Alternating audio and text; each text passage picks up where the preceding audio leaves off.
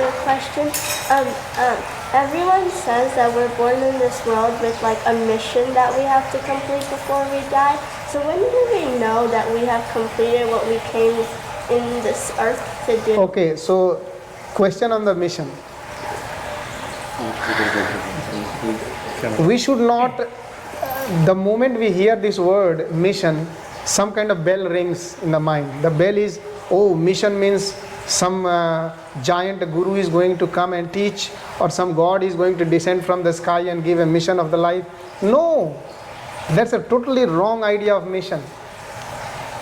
It's not something you are born with some kind of, what do you say, trishul or some kind of gun to go and fight the enemy with a mission. There is no such mission in the life. You do various things in the life, and those are all need based. You need certain things, you do certain things based on that. But as far as the mission is concerned, it's not a new thing. It is nothing that you define newly. It's automatically given in our personality right from the moment we are born. And what is that?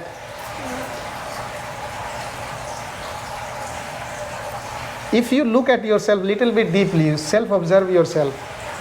Right from the childhood, what is the thing that you want all the time? That is your mission. What is that what you want all the time? And no one can deny. Even if you ask a drug addict or a smuggler or a thief, there is one thing common everybody wants. Everybody wants right from the childhood until they die. Everybody wants the same thing. What is that? Happiness? She got the answer. Everybody wants to be happy in their life. That is our mission. Ananda means bliss. So Ananda is the mission. The perfect happiness. The happiness which does not end. We all are making money, building house, going after people, doing all this thing for what? Just to become happy. If you can learn the art of being happy all the time, I will join your club. I tell you, because that's the best thing you can have in the life. The most precious thing you can have in the life is to learn the art of becoming happy all the time. Happy means not a pleasure.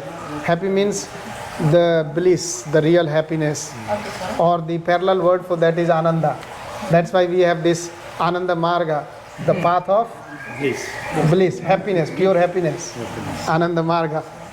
So the moment you learn that art, you also help others to become happy. Yeah. You know, when you go in a flight, have you ever been in a flight? Yeah. What they teach you?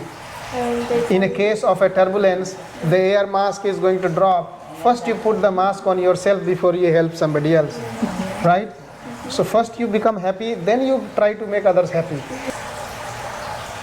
Many great personalities came on the earth. Many great thinkers, inventors, scientists, they all came on this earth.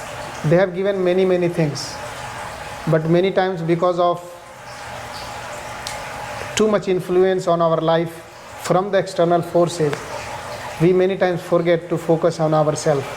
And that's why all these useful tools and methods which has been given to us by our, what do you say, forefathers, foremothers, and all they have given for us, we don't utilize them. They have given excellent tools. Meditation is same kind of tool to enhance the things, the things of our life. We should use that. I think the world has become advanced enough that people are able to go beyond the material thinking and go think a little deeper within ourselves, and through that they can use all these excellent techniques in our life.